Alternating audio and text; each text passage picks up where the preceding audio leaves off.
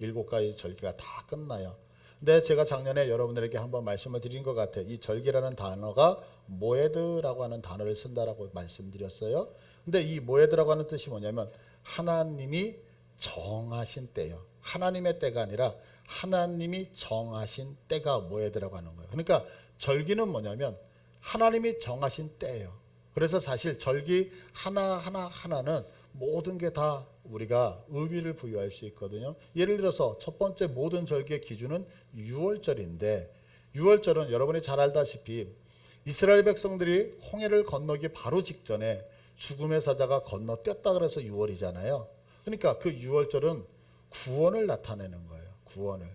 그리고 오늘 이 맥추절이라고 하는 것은 7가지의 절기 중에서 가운데 있는 4번째 절기거든요. 근데 이 4번째 절기를 조금 우리가 살펴보면 이 맥추절이라고 하는 이 절기의 이름에는 좀 몇 가지, 2가지 정도의 이름이 더 있어요. 그게 뭐냐면 초실절이라고 하는 절기가 있는데 3번째 절기인데, 이 초실절이 지난 다음에 몇 주 후에 오냐면 7번째 주일이 지난 다음에 와요.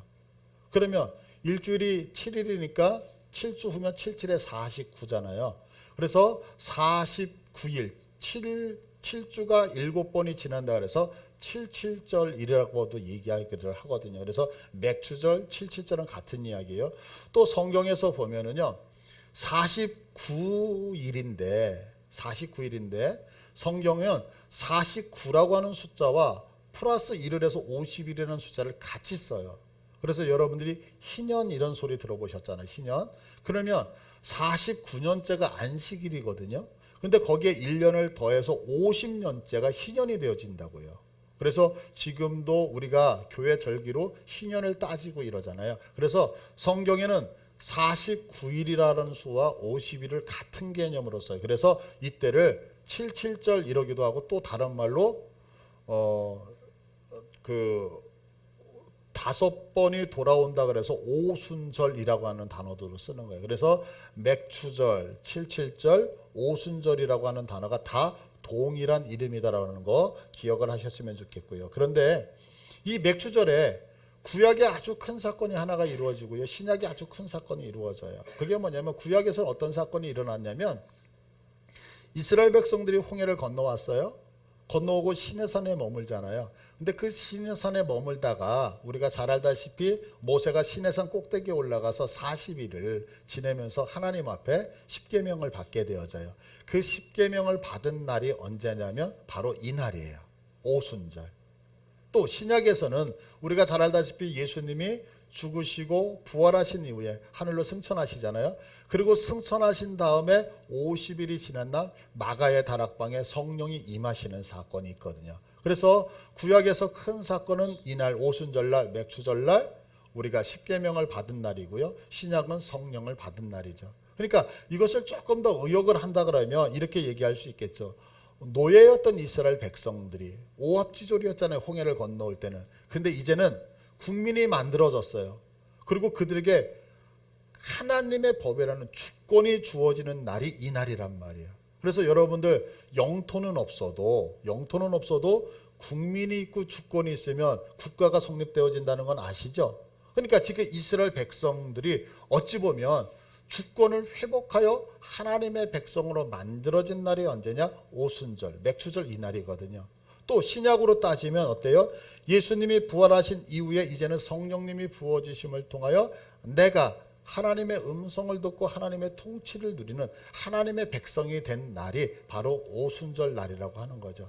그래서 우리가 맥추절, 77절, 오순절 그러면 머릿속에 딱 떠올라야 되는 게 뭐냐면, 이제 구원받은 내가 이제는 하나님의 백성으로 거듭나는 날이 바로 맥추절, 77절, 오순절이구나 라고 생각하시면 될 거예요. 그런데 이 맥추절 안에는 또 그 안에 더 중요한 하나님의 마음이 담겨져 있어요. 그 하나님의 마음이 뭐냐면, 한번 따라서 할게요. 하나님이 우리의 인생을 책임져 주신다. 이거 믿으십니까? 이 맥추절 안에는 그냥 맥추절을 지켜라 라고 하는 얘기만 있어서 하나님 앞에 제사를 드리는구나 이것이 아니라, 하나님이 우리들의 인생을 책임져 주시겠다는 하나님의 메시지가 있단 말이에요. 왜냐하면 자, 오늘 우리가 읽었던 본문은 어디죠? 출애굽기예요. 지금 출애굽기는 이스라엘 백성들이 어디에 있을 때냐면 가나안 땅에 들어가 있을 때가 아니거든요. 이스라엘 백성이 지금 어디 있어요? 광야에 있어요. 광야. 그럼 광야에서는 농사를 지을 수 있어요? 없어요? 농사를 지을 수 없단 말이에요. 농사를 지을 수 없는 그 환경 안에 있는 백성들에게 하나님이 뭐라고 하시냐면 너 맥추절을 지켜라 라고 얘기를 하고 있어요. 그러면 이 말 속에는 어떤 의미가 있느냐면 맥추절을 지키기 위해서는 무엇이 필요해요? 맥추, 보리를 추수하기 때문에 드리는 절기잖아요. 그러면 농산물이 있어야 되거든요. 첫 소산물이 있어야지만 맥추절을 지킬 수 있는 거예요. 네가 하나님 앞에 추수감사주의를 지켜라 라고 얘기를 하면 추수하는 것이 있어야지만 지킬 거 아니에요. 근데 지금 이 맥추절을 지키라는 말씀이 가나안에 들어가서 한 게 아니란 말이에요. 어디서 했다고요? 광야, 풀뿌리 하나 나 있지 않은 허벌판에서 맥추절을 지켜라 라고 얘기하셨어요. 그러면 이 얘기 속에는 뭐냐면 맥추절을 지키기 위해서는 보리를 추수할 수 있어야 되잖아요. 그럼 하나님이 그 말씀을 하셨다는 얘기는 뭐냐면 당연히 추수를 할 수 있는 환경과 조건을 하나님이 만들어 주시겠다는 것이 전제되어져 있는 거죠. 자, 그래서 이 말씀을 통해서 우리가 한 가지 깨달아야 될 것이 있어요. 그게 뭐냐면 자, 한번 따라서 할게요. 하나님이 요구하실 때 반드시 감당케 하신다. 이거 믿으십니까? 하나님이 우리들에게 무엇인가를 요구하시잖아요. 그것이 물질이 되어졌던, 그것이 어떤 헌신이 되어졌던, 하나님이 우리에게 무엇인가를 요구하신다면 하나님은 반드시 그것을 우리에게 감당케 하신다는 믿음이 이 시간에 있으시기를 바라요. 왜? 너희가 맥추절을 지켜라 라고 요구하셨다면 맥추절을 지킬 수밖에 없도록 환경과 조건을 우리 하나님께서 뭐 하시겠다? 반드시 만들겠다라고 하는 것이 이 말씀 안에 포함되어져 있기 때문에 그런 거예요. 자, 우리가 성경 한번 찾아볼게요. 창세기 22장입니다. 창세기 22장 13절 우리 다 함께 읽을게요. 시작. 아브라함이 눈을 들어 살펴본즉 핫 순양이 뒤에 있는데 뿔이 수풀에 걸려 있는지라. 아브라함이 가서 그 순양을 가져다가 아들을 대신하여 번제로 드렸더니 그 다음에요. 아브라함이 그 땅 이름을 여호와 이레라 하였으므로 오늘날까지 사람들이 이르기를 여호와의 산에서 준비되리라 하더라. 아멘. 이 말씀이 뭐예요? 아브라함의 아들 이삭을 백세에 낳았잖아요. 그런데 하나님께서 아브라함에게 요구하셔요. 아브라함아, 네가 백세에 낳은 그 아들 나에게 번제로 드리라. 번제로 드리라는 것은 모든 걸 다 자르는 거잖아요. 뼈는 뼈대로, 가죽은 가죽대로. 그러니까 사람을 완전히 해부해서 해체해서 바치라는 거예요. 그러면 이삭은 어떻게 되어질까요? 백세에 얻은 그 귀한 아들 이삭이 완전히 살아남는다는 건 불가능하잖아요. 근데 하나님께서 그 이삭을 바치라고 했어요. 그 얘기를 들은 아브라함은 많은 고민을 했을 거란 말이에요. 한번 생각해 보세요. 여기 계신 우리 부모님들. 내 자녀를 만약에 칼을 대서 죽여서 바치라고 한다면 아싸 나는 하나님 믿는 사람이니까 이런 마음으로 내 자녀를 죽일 수 있겠느냐고요. 이거는 쉽게 생각할 수 있는 게 아니란 말이에요. 그런데 아브라함은 그 명령을 따라갔어요. 근데 그가 칼을 들어서 이삭을 죽이려고 하는 그 순간에 하나님께서 아브라함에게 급하게 말씀하셨던 것이 뭐냐면 조금 전에 우리가 읽었던 말씀이라면 한번 다시 띄워주시겠어요? 하나님께서 어떻게 해요? 눈을 들어 보니까 순양 안에 양이 하나가 있는데 뿔이 수풀에 걸려 있다라고 돼 있죠. 그래서 아들 대신에 그 순양을 가져다가 번제로 드렸다라고 얘기해요. 그러면서 아브라함이 하나님을 향하여 고백하는 것이 뭐냐면 14절이었죠. 14절 보시면 아브라함이 그 땅의 이름을 여호와 이레. 여호와 이레라고 하는 단어는 뭐냐면 여호와께서 준비하셨다는 뜻이에요. 준비하셨다. 그런데 이 여호와 이레라는 단어가요. 여호와께서 준비하셨다는 것 외에 또 하나의 의미가 있어요. 그게 뭐냐면 하나님이 지켜보고 계신다라고 하는 뜻이 여호와 이레예요. 여러분, 하나님이 왜 지켜보고 계실까요? 보실 데가 없어서? 여러분이 인생을 살아갈 때 하나님이 여러분의 모든 인생을 지켜보고 계시는 거예요. 왜 지켜보고 계실까요? 하나님은 우리를 돕기 원하시는 거죠. 내가 무엇인가가 필요할 때에 나를 위해서 하나님께서 공급하시고 내가 어떤 것들에 대해 갈망하는 것을 하나님은 한 번도 외면하신 적이 없단 말이에요. 왜? 사랑하시기 때문에. 그래서 우리에게 필요한 모든 것을 준비하시고 공급하시기 위해서 뭐하고 계신다? 보고 계신다. 그것이 뭐다? 여호와 이레의 하나님이란 말이에요. 그러니까 하나님이 우리들에게 무엇인가를 요구하셨다고 하는 것은 뭐냐면 요구해서 끝나는 것이 아니라 우리를 시켜서 앵벌이 하시겠다는 것이 아니라 우리에게 요구하신다는 것은 우리가 하나님을 바라보며 믿음을 갖고 있을 때에 그것을 감당케 하시기 위하여, 그래서 우리를 하는지 안 하는지 시험하시기 위하여. 그래서 성경을 보면 오늘 아브라함이 이 사건 이후에는 한 번도 하나님께서 아브라함을 시험한 적이 있더라 없더라? 없으셨어요. 왜? 하나님의 마음에 합당한 자가 되어졌거든요. 바로 맥주절을 지키라는 말에는 내가 너희들 구원했잖아. 내가 너희들 구원했으니까 이제는 내가 너희들의 인생을 책임져 줄게. 그러니까 너희들이 가나안 땅에 들어가게 되어질 것이고 너희들은 그곳에 농사를 지을 수밖에 없고 농사를 지어서 반드시 천년매를 거둘 거니까 그거 가지고 나에게 맥주절을 지켜라 라고 하는 그 말 속에는 무엇이 있다? 하나님이 지금 아무것도 안 보이는 것 같지만 우리들을 향하여 내가 네 인생을 이제 책임져 줄게. 왜? 내가 너를 구원하였으니까 라고 하는 메시지가 포함되어져 있단 말이에요. 그런데 인간은 어때요? 그렇게 쉽게 하나님을 의존하지 않죠.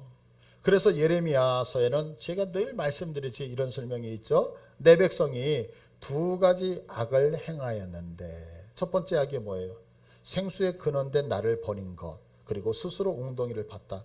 여기서 두 가지 악이라고 할 때 이 악이라고 하는 단어가 뭐냐면 라라고 하는 단어예요. 라라고 하는. 근데 그 백성이, 계속 띄워주세요. 내 백성이 두 가지 악을 행하였는데, 두 가지 악, 두 가지 나에게 해로운 것을 했다는 거예요. 그러니까 우리 인간들에게 해로운 것을 악이라고 표현하고 있어요. 해로운 것. 그러면 해로운 것이 뭐냐? 첫 번째, 생수에 근원되는 나를 버렸다는 거잖아요. 이 버렸다라고 하는 것이 뭐냐면 분명히 있는데 쳐다보지 않고 두고 떠났다라고 하는 얘기예요. 그러니까 우리가 인생을 한번 봐보세요. 나를 도우시고 내 인생을 책임져 주시는 하나님이 여기 있어서 나를 지켜보고 있는데 내가 해로운 행동을 하는 거예요. 어떤 해로운 행동을 해요? 그분이 계심에도 불구하고 그분에게 다가가는 것이 아니라 그분을 냅두고 떠나간 것이 그를 버렸다라고 표현하는 거예요. 두 번째는 뭐냐면 그분을 떠났을 뿐만이 아니라 이제는 내가 살아야 되니까 내 힘으로 살겠다라고 해서 몸부림치는 것이 너에게는 해로운 일이다라고 설명을 하고 있단 말이에요. 우리 인생을 살아보면서 여러분들 어떠세요? 우리가 하나님을 분명히 믿는단 말이에요. 여기 계신 분들 다 믿으니까 이 자리에 계시잖아요. 그렇게 믿음에도 불구하고 그 하나님을 우리가 의지하고 삽니까? 아니면 그 하나님을 냅두고 내 방법대로 떠나면서 삽니까? 떠나면서 살면 성경은 뭐라 그래요? 네가 해롭다라고 얘기하는 거예요. 하나님이 계심에도 불구하고 내 인생을 내가 책임져 보겠다라고 수고하고 노력을 한다라고 한다면 해롭다라고 하는 거예요. 지난 우리 7월 1일 날 이제 우리가 7월 달 첫 날 하나님 앞에 새벽에 예배를 드리자라고 하면서 첫날 새벽 예배를 드렸잖아요.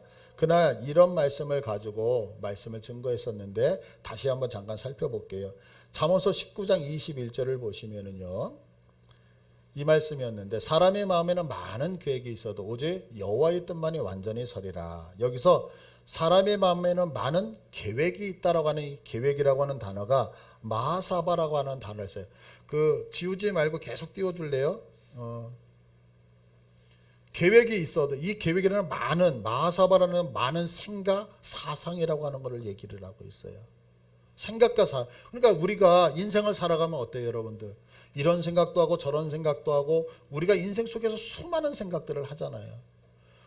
이렇게 사람에는 그런 많은 생각이 있는데 성경은 뭐라고 하냐면 오직 여호와의 뜻만이, 우리의 생각이 아무리 많아도 그 생각대로 이루어지는 인생이 아니라 오직 하나님의 뜻만이 라고 되어 있어요. 그런데 이 뜻이라고 하는 단어가 뭐냐면 충고, 하나님이 우리에게 하시는 충고의 말만이 완전히 설이라고 하는 거예요. 근데 이 설이라고 하는 단어가 아주 특이하더라고요. 그게 뭐냐면 누워있는 자가 벌떡 일어나는 것을 얘기해요. 마치 에스겔서에 보면 뼈들이 다 누워있잖아요. 누워있는데 하나님의 말씀이 임하니까 그 뼈들이 벌떡 일어서는 것 같이. 그러니까 우리들의 인생 속에 있는 수많은 생각들은 다 누워있다는 거예요. 누워있으니까 그대로 이루어지는 것이 하나도 없는 거죠. 그런데 어떻게 돼요? 그 많은 생각들 중에 하나님이 뜻하시는 바가 있으면 그 하나님의 뜻 그거 하나만큼은 그 많이 누워져 있는 자리에 벌떡 일어선다는 거예요. 생각해 보자고요. 지금 여기 우리가 다 앉아 있어요. 앉아 있는데 이 중에 누군가가 그 자리에서 벌떡 일어났다 그러면 그 사람만 눈에 띌 거 아니에요. 바로 이것이 뭐냐면 하나님의 뜻만이 세워진다는 거예요. 세상에 수많은 생각들이 있는데 수많은 생각들이 다 잠자고 있는데 하나님의 생각만이 일어나서 세상을 지배한다라고 성경은 얘기하고 있거든요. 그래서 계속해서 잠언서는 우리들에게 무슨 이야기를 하고 있느냐면 이렇게 얘기를 하고 있죠. 너희 행사를 여호와께 맡기라. 맡기라. 이 맡기다라고 하는 단어가 뭐냐면 갈날인데 이게 뭐냐면 구르다. 그러니까 이게 뭐냐면 우리 주사위 같은 걸 보면 이렇게 굴리잖아요. 그런 의도거든요. 그러니까 하나님께 맡겨. 하나님이 나의 인생을 부여잡고 굴리게 하라는 거예요. 그러면 내가 생각하는 모든 게 여기 경영이라는 게 아까 나왔던 생각이거든요.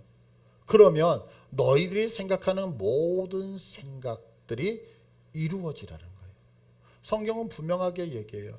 내가 아무리 계획을 하고 아무리 생각을 할지라도 그것들이 이루어지는 것이 아니라 누구의 손에 잡힌 자만이 하나님의 손에 잡힌 자만이 이루어진다라고 얘기를 하고 있다는 거예요. 한번 생각해 보자고요. 우리가 너무나도 잘 알고 있는 모세라고 하는 사람이 있잖아요. 자, 모세라고 하는 사람은 우리가 잘 알고 있는 것으로 아므람과 요게벳의 자녀로 태어나요. 근데 너무 예뻤던 것 같아요. 그래서 그 당시에 바로는 유대인들의 자녀가 태어나면 강물에다가 갖다가 버리라고 얘기를 했는데 너무 예쁘니까 이 모세를 3개월 동안 키웠다는 거예요. 그럼 3개월 정도 되면 얼마나 목소리가 쩌렁쩌렁 하겠어요. 어느 날 그 울음소리를 감추지 못해서 이 아이를 버리게 되어지죠. 그래서 갈대 상자를 만들어서 그 아이를 나일강에 버리게 되어져요. 이때 갈대 상자라는 얘기가 뭐냐면 테바라고 하는 단어를 쓰거든요. 테바라고 하는 단어가 어디에서 한 번 더 쓰냐면 노아의 방주라고 할 때 방주라는 단어가 테바라고 하는 단어예요. 근데 이 테바라고 하는 단어의 특징이 있어요. 그게 뭐냐면 지금 모세를 담았던 바구니도 그렇고 노아의 방주라고 하는 방주도 그렇고 큰 배인 거는 동일한데 뭐가 없냐면 자체 동력이 없어요. 내가 가고 싶은 대로 갈 수 있는 어떤 방향키가 없단 말이에요. 바람이 불면 바람에 의해서 휩쓸려가고 파도가 치면 파도에 의해서 휩쓸려가는, 그냥 이리 가라 그러면 이리 가고 저리 가라고 하면 저리 가는, 다시 얘기해서 하나님의 손에 붙들림 받아 움직일 수밖에 없는 상자가 테라라고 하는 단어거든요. 테바라고 하는 단어거든요. 그런데 이 갈대 상자를 타고 모세가 떠내려가고 있어요. 그때에 지금 바로의 공주가 목욕을 하러 나왔단 말이에요. 그러다가 떠내려가는 갈대 상자를 보면서 갖고 와. 그러니까 아이가 울었는지 뭐였는지 모르겠지만 바로의 공주의 마음속에 불쌍히 여기는 마음이 들었다는 거예요. 그 불쌍히 여기는 마음이 들어서 그 아이를 물에서 건졌다 그래서 모세라는 단어를 쓰거든요. 그래서 그 모세가 바로의 공주가 되어졌다라고 이야기를 해요. 자, 이것이 우리가 잘 알고 있는 모세의 이야기란 말이에요. 근데 여기서 한번 좀 생각하자는 말이에요. 이렇게 지금 제가 쭉 얘기한 것들을 조금만 더 깊게 생각해 보면 우리가 알고 있는 것처럼, 자, 모세를 갖다가 버렸어요. 버렸는데 바로의 공주가 그날 목욕하고 싶은 마음이 없는 거예요. 내가 오늘 목욕을 해야겠다는 생각이 없었다면, 그리고 성경은 바로의 공주가 나일강에 가서 목욕을 했다라고 하는데 그 당시 이집트라고 하는 애굽이라고 하는 나라는 전 세계를 지배했던 나라거든요. 그러면 공주가 살고 있는 그 궁궐 안에 목욕탕이 없었을까요? 바로의 공주가 목욕을 하고 싶었는데 그 목욕을 내가 늘 즐기던 그 목욕탕에서 목욕하겠다고 해서 나일강으로 온 것이 아니라 궁궐 안에 있는 목욕탕을 이용을 했다면, 만약에 바로의 공주가 목욕하고 있는 그 사이에 바로의 공주의 시녀들이 산책을 하지 않았다면, 그런데 산책을 했음에도 불구하고 지금 모세가 저쪽에서 떠내려오고 있는데 모세를 향하여 산책하는 것이 아니라 모세와 정반대쪽으로 산책을 했다면, 이 당시에는요, 유대인들의 남자인은 전부 다 나일강에 갔다가 버릴 때였어요. 근데 바로의 공주에게 지금 시녀가 갔다가 지금 갈대상자에 있는 아이를 보여주거든요. 성경은 뭐라고 얘기하냐면 공주의 마음에 측은한 마음이 든 거예요. 안타까운 마음이 든, 불쌍히 여기는 마음이 들었다고 얘기해요. 근데 이것이 우연이 아니에요. 왜? 이스라엘 백성들이 낳는 모든 아이는 지금 다 나일강에서 죽임을 당하고 있거든요. 한두 명이 죽는 게 아니에요. 우리가 전쟁 영화나 이런 것들을 보면 전쟁터에 처음 온 신병들이 죽은 시체를 보면서 막 두려워서 벌벌벌 떨잖아요. 그러면 고참들이 그 사람의 뺨을 때리면서 정신 차리라고, 오늘 하루에도 수십 명, 수백 명, 수천 명이 죽어가고 있는데 연민에 빠져서 그거 쳐다보면서 죽은 사람 때문에 괴로워하면 네가 죽는다는 얘기 하잖아요. 사람이 하나 죽을 때 두려워하는 거죠. 사람이 이 시간에 100명이 죽고 1000명이 죽고 10,000명이 죽어가는 걸 본다면 우리의 마음속에 불쌍히 여기는 마음이 있을까요? 그런데 성경은 그 갓난 아기들이 수없이 많이 나일강에 빠져 죽고 있는데 그날따라 바로의 공주의 마음에 측은한 마음, 안타까운 마음이 생겼다는 거예요. 그래서 이 아이를 기르고 싶은 마음이 들었고 양자로 받아들이기 위해서 유모를 찾았는데 모세의 누나 미리암이 공주에 가서 공주님 유모 찾으세요? 제가 유모 구해드릴게요 라고 이야기를 하는 거예요. 그런데 생각해 보세요. 바로의 공주를 경호하는 사람이 없었을까요? 미리암은 유대인으로 지금으로 얘기하면 노예였거든요. 노예가 한 나라의 공주를 직접 찾아가서 얘기할 정도로 지금 경비병이 없다는 사실을 알고 있다고요. 근데 제가 이렇게 지금 설명해 드렸던 것들 중에서 단 하나만 어그러져도 우리가 알고 있는 모세는 등장할 수가 없었다는 거죠. 너희의 행사를 누구에게 맡기라? 하나님의 손에 맡겼어요.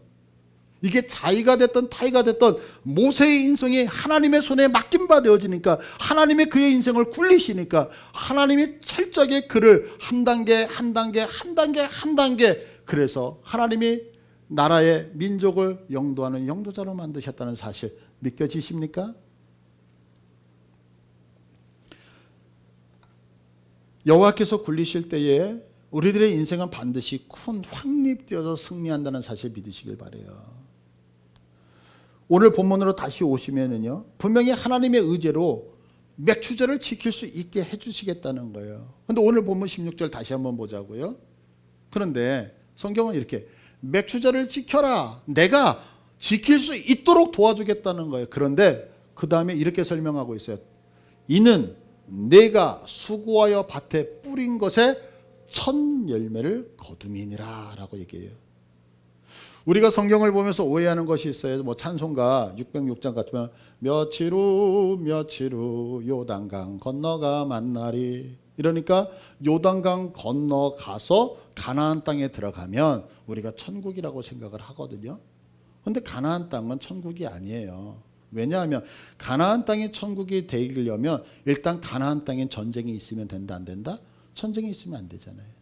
그런데 우리가 너무나도 잘 알다시피 여리고성이 무너지는 전쟁이 있었잖아요. 아이성이 무너지는 전쟁이 있었잖아요. 또 남쪽의 모든 땅들을 차지했던 기브온 전투가 있었잖아요. 북쪽 땅을 차지했던 메론불가 전투가 있었단 말이에요. 이런 전투들이 계속해서 가나안 땅에서 이루어졌다라고 하는 것은 가나안 땅이 아직 천국이 아니라는 거죠. 그러면 그 가나안 땅은 우리들에게 왜 필요했느냐? 가나안 땅은 한 가지 때문에 필요한 거예요. 따라서 할게요. 하나님을 전적으로 의지하라. 가나안은 딱 한 가지 훈련 때문에 있는 거예요. 네가 구원받은 백성으로 하나님을 의지하느냐 의지하지 않느냐. 그래서 하나님을 전적으로 의지했던 싸움이 여리고 성의 전투였어요. 이스라엘 백성들에게 칼이 없어요. 노예였거든요. 자, 여리고 성은 어마어마하게 컸던 성이거든요. 하루에 한 바퀴 돌아라. 아무 소리 없이 한 바퀴 돌아요. 또 돌아라. 돌았어요. 돌아라. 돌아라. 돌아라. 그리고 마지막 날 7번째 돌라고 얘기할 한 바퀴, 두 바퀴, 세 바퀴, 네 바퀴, 다섯 바퀴, 여섯 바퀴, 7바퀴 돌 때에 소리 질러라. 와 했더니 여리고성이 우르르 무너졌더라. 누가 싸우신 거예요? 여호와 하나님께서 싸우셨어요. 자, 이 큰 성을 넘어뜨렸던 이스라엘 백성들은 이제는 자신감이 생겼어요. 가나안 족속들 별거 아니네? 야, 그래서 조그만 성 아이성이 있는 거예요. 아이성 우리 다 올라갈 필요 없습니다. 한 3,000명 정예 군대만 끌고 올라갑시다. 올라갔는데 어떻게 됐어요? 참패당한다고요. 왜요? 그 아이성이 작았기 때문에 참패당하고 그들이 잘 싸웠기 때문에 아니라 가나안 땅의 전투는 우리의 인생을 하나님 앞에 맡기느냐 안 맡기느냐의 싸움이거든요. 그러니까 내가 하나님 앞에 내 인생을 내어 맡기면 여리고와 같은 강한 성도 무너지는 역사가 있지만, 내가 아이성이라고 내가 아무것도 아닌 것 같아서 무시하면서 내 힘으로 나갔던 전투는 철저하게 참패당하는 것이 가나안의 전투였어요. 이거 믿으십니까? 우리가 잘 알고 있는 기브온 전투, 여러분들 기브온 전투가 어떤 전투예요? 지금 하나님께 두 손을 들고 기도해. 하나님, 해가 지면 전쟁이 끝나야 되는데 해가 지면 저들 무너지지 못합니다. 태양이 머물게 해주세요. 태양을 하나님께서 붙여 잡아주셨던 전투거든요. 그러니까 우리가 하나님을 의지할 때에 자연계의 모든 것도 붙드셔서 반드시 승리케 하신다는 것이 가나안 싸움인 것을 여러분이 믿으시길 바라요. 자, 그런데 보세요. 맥주절을 지키는데 내가 무엇을 해야 되느냐? 네가 그곳에 가서 한 가지 하라는 거예요. 10열매를 거두미니라. 그거 가지고 예배드리라는 거예요. 그러면 10열매. 여기서 우리가 생각할 게 뭐냐면 이제 너희들의 신분이 변화되어졌다는 거죠. 왜냐하면 우리는 열매라는 단어를 너무너무 많이 들었어요. 그러나 이스라엘 백성은 지금 광야 생활을 하고 가나안 땅에 들어가는 시기가 40년이에요. 40년 동안 그들은 하지 않았던 행동이 있어요. 그게 뭐냐면 농사라는 거예요. 40년 동안 그들은 농사를 지어본 적이 없어요. 그러면 10열매가 있을까요? 없을까요? 없어요. 그들에게는. 그들은 늘 하나님이 주시는 만나와 메추라기를 먹으면서 살았던 거예요. 목축을 하면서 산 거예요. 쉽게 얘기해서. 근데 10열매가 생긴다는 얘기는 뭐냐면 이제 하나님이 그들의 인생을 변화시키겠다는 거거든요. 무엇으로? 목축하던 자들이 농사를 짓는 자들로 신분의 변화를 갖고 왔다는 거예요. 노예였던 자들이 이제는 노예가 아니라 하나님을 믿는 주의 백성이 되어짐으로, 이제는 우리가 율법을 가지고 살던 사람이 성령을 따라서 하나님의 백성이 되어지는 신분의 변화가 되어졌다는 것을 이 성경은 분명히 말씀하고 있단 말이에요. 여러분들 신분의 변화가 있으신 거 믿으십니까? 내가 하나님 앞에 구원받아 이제는 나의 신분이 변화되어졌다는 사실 믿으세요?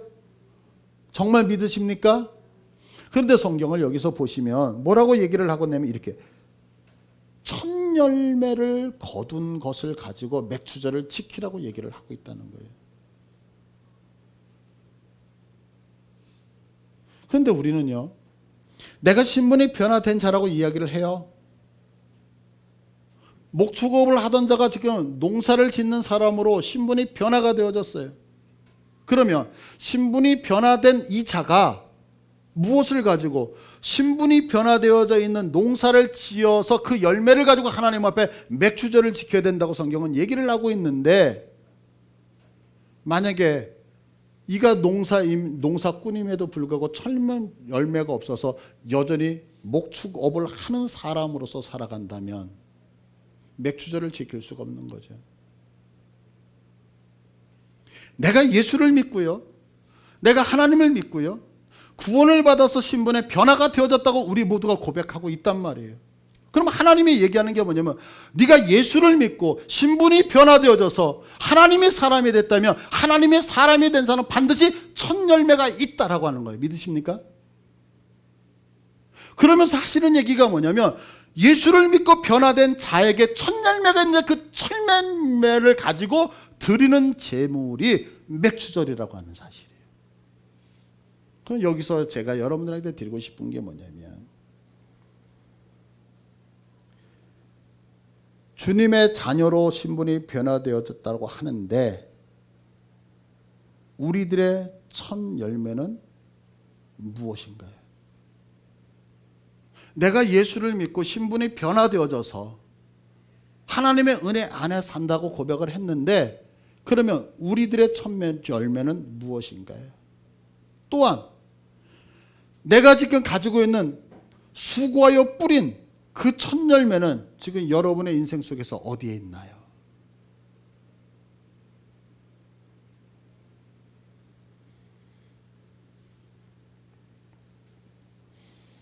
내가 분명 신분이 변화된 자라고 말하면서도 내가 목축을 하던 자에서 분명히 농민이라고 하는 신분으로 변화되어졌다고 이야기하면서 여전히 양을 치는 목자로 살면서 이리저리 또 떠돌아다니고 그러면서 산다면 아직 맥주절의 의미를 모르고 있는 거죠. 내가 구원받아서 주님의 자녀로서 신분이 변화되어졌다고 이야기를 하는데 여전히 내가 뿌리고 있는 열매가 신분이 변화되기 이전에 세상적인 씨앗을 뿌리고 세상적인 열매를 지금도 내가 얻고 있다면 우리는 아직 맥주절의 의미를 모르는 거죠. 내가 농민이 되어졌다라고 얘기하는데 여전히 양을 치고 있다라고 한다면 맥주절의 의미를 모르고 하나님의 은혜를 모르고 있는 거라고요. 내가 목자의 인생에서 농민으로 바뀌었다면 씨앗을 뿌려 그래서 그것을 통해서 열매를 맺을 수 있는 농부의 삶이 되어져야 되는데 그것이 우리들의 인생 속에 없다면 아직 우리는 맥주절의 의미를 모르고 있는 거죠. 내가 수고하여 밭에 뿌린 첫 열매를 가지고 내가 신분이 변화된 다음에 수고하여 뿌린 그 첫 열매를 가지고 맥주절을 지키라고 성경은 분명히 얘기하고 있거든요.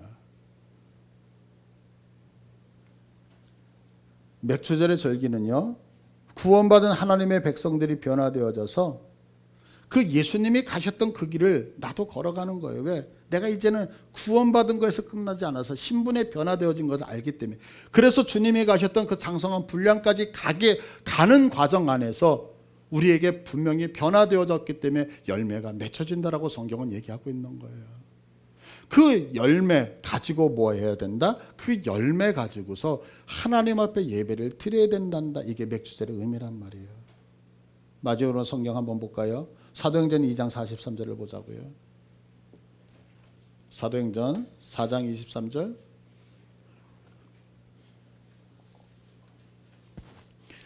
사람마다 두려워하는데 사도들로 말미암아 기사와 표적이 많이 나타나더니 믿는 사람이 다 함께 있어 모든 물건을 서로 통용하고 또 재산과 수유를 팔아 각 사람의 필요를 따라 나눠주며 날마다 마음을 같이하여 성전에 모이기를 힘쓰고 집에서 떡을 떼며 기쁨과 순전한 마음으로 음식을 먹고 하나님을 찬미하며 또 온 백성이 칭송을 받으니 주께서 구원받는 사람을 날마다 더하게 하시니라. 자, 초대교회가 신분이 변화되어졌어요. 초대교회가 구원을 받은 것뿐만이 아니라 오순절 마가의 다락방에 성령이 임했어요. 임하고 나서 그들이 땀 흘리면서 뿌린 씨앗이 뭐냐면 내 것 없이 모두가 물건을 통용하자는 거였어요. 여기서 통용한다는 단어는 코이노스라고 하는 단어인데요, 공유하다는 거예요. 내가 예수를 믿고 삶이 변하니까 이건 내 거고 저건 네 거야 이게 아니라 내가 가진 거 너 필요하면 써. 내가 이렇게 갖고 있는데 너 이거 필요하면서 네가 힘들어 내가 도와줄게, 너 어려워 내가 너 도와줄게 라고 하면서 모두가. 그래서 성경은 뭐라고 설명하고 있어요? 자, 이 44절을 다시 보자고요. 44절을 보면 믿는 사람이 다 함께 해서 모든 물건을 서로 공유했다는 거예요. 여기서 끝나지 않죠? 45절 재산과 소유를 팔아서 세상적인 거 내가 아파트 사겠다고 돈 모으지 않았다는 얘기예요. 내가 지금까지 벌었던 모든 것들 어떻게 해요? 각 사람의 필요를 따라서 나누어 줬다는 거예요. 베풀었다는 거예요. 이거 결코 쉬운 거 아니에요. 쉬운 거 아니에요. 맥주절을 지켜라. 어떻게? 내가 수고하여 뿌린, 수고했다는 것이 뭐냐면 너의 행동, 너의 행위라고 하는 단어거든요. 네가 하나님 앞에서 행위를 바쳐야 된다는 거예요. 하나님 앞에서 수고를 해야 돼. 하나님 앞에서 구원받았으면 이제는 가만히 있어도 내가 성숙되어지는 것이 아니라 내가 이빨을 악물고서 그 길을 걸어가기 위해서 수고하고 땀을 흘려야 된다는 게 수고라는 단어라고요. 이들이 성령 충만히 받았을 때 내 자산 다 팔아서 나눠주는 거 이들은 쉬웠겠어요? 결코 쉽지 않죠. 근데 이게 뭐예요? 내가 이제는 구원받은 하나님의 은혜가 훨씬 더 크니까 뭐하다? 세상적으로 뿌렸던 거 움켜쥐지 않겠다는 거예요. 베풀겠다는, 나누어 주겠다는 거예요. 그래서 어떻게 해요? 계속해서 46절. 날마다 마음같이 하여 성전에 모여서 함께 기도하면서 떡을 떼고 순전한 마음으로 같이 교제를 나눴다는 거예요. 그래서 내 재산을 풀어서 공유하고 나누어주고 베풀고 이것이 뭐예요? 씨를 뿌렸어요. 씨를 뿌렸더니 첫 열매가 맺어졌는데 47절 다 같이 읽을게요. 시작. 하나님을 찬미하며 또 온 백성의 칭송을 받으니 주께서 구원받는 사람을 날마다 더하게 하시니라. 내가 하나님 앞에 구원받아서 하나님을 위해서 내 것을 헌신하며 뿌리기 시작하고 수고하기 시작하니까 날마다 사람이 주님 앞으로 돌아오는 역사가 있었다라고 성경은 분명히 기록하는 거예요. 맥주절을 지켜라. 어떻게? 내가 수고하여 뿌린 것을 가지고 날마다 구원받는 자들을 가지고 하나님 앞에 맥주절을 지켰던 초대교회.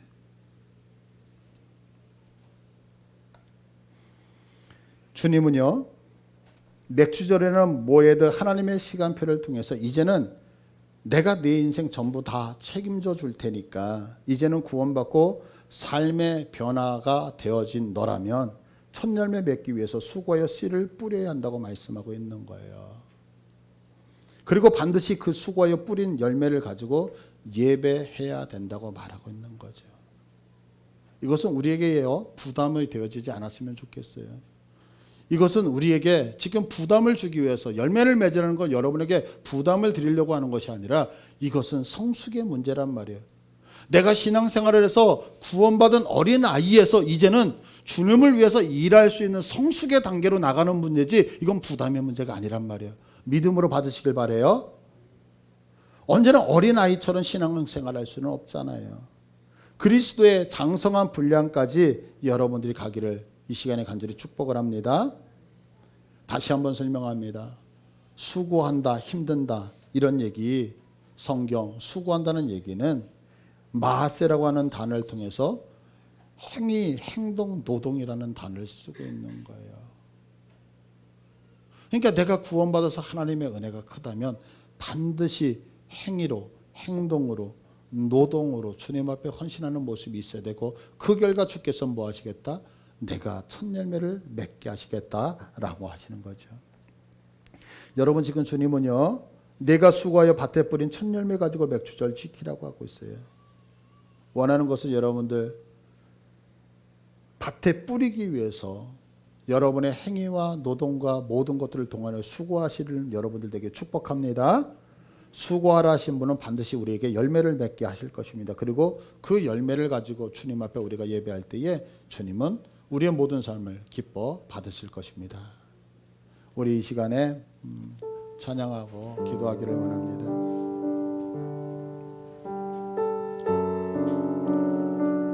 내가 예수 믿고 구원받은 거 아마 이것은 우리가 흔들리지 않는 것 같아요. 그러면 이제는 문제는 내가 얼마나 성숙해 있느냐가 우리의 신앙의 관건이 되어져야 되지 않을까 생각해요. 예수 믿은 지 수십 년이 됐는데도 여전히 내가 아직 어린아이와 같이 젖을 빨고 있다면 그것은 조금 문제가 있는 것이 아닐까요? 이제 내가 예수를 믿고서 구원받았다면 이제는 젖 먹던 자가 떼고 이유식을 먹고 이유식 먹던 자가 이유식을 떼고 밥을 먹던 자가 이제는 내가 얻어먹는 것이 아니라 누군가를 책임지고 내가 먹일 수 있는 자로 성장해야 되는 것이 하나님의 뜻이 아닌가 생각합니다.